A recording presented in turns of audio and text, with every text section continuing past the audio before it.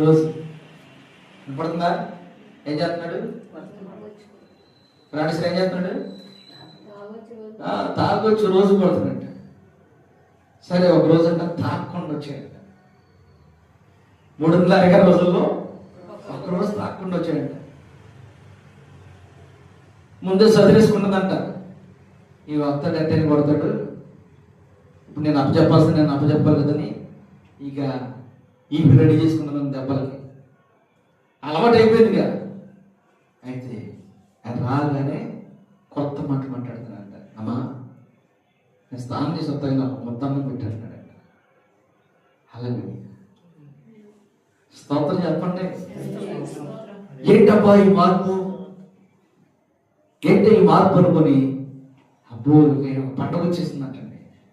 అన్ని పండగలు, భూమి మీద ఎన్ని పండుగలు ఉన్నాయో అన్ని పండగలు వెళ్ళిపోయేసి ఎప్పుడు చేస్తారు? పచ్చడి చేస్తారు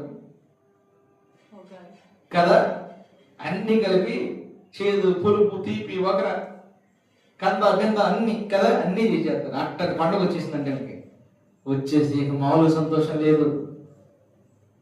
ఆయన పెట్టమని ఎంత ముద్దు పెట్టమన్నాడు. ఆత్రంగా ప్లేట్ నిండా పొద్దుడికి వచ్చిందంట.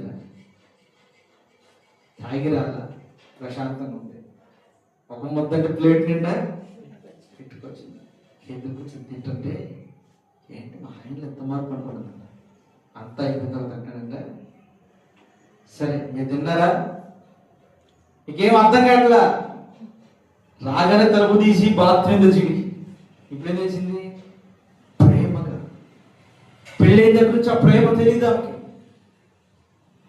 ఆ ప్రేమను నోచుకునే వ్యక్తి ఇదంట పనిచేసే దగ్గర ఇలాగే ఒక దైవజుడు సువార్త చూస్తుంటే ఆ సువార్త చెవులోకి వెళ్ళి నిజమా ఇలా ఉండాలి మనిషి అనుకొని భార్యతో చెప్తున్నాడు, నేను ఈరోజు పని దగ్గర పాస్టర్ గారు దేవుని గురించి చూస్తుంటే విన్నానమ్మా, అందుకే నేను తాకుండా వచ్చాను అన్నాడు.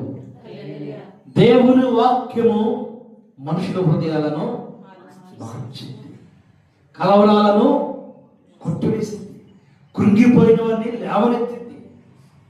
ఆయన మాట అంత నెమ్మది తెలుసా.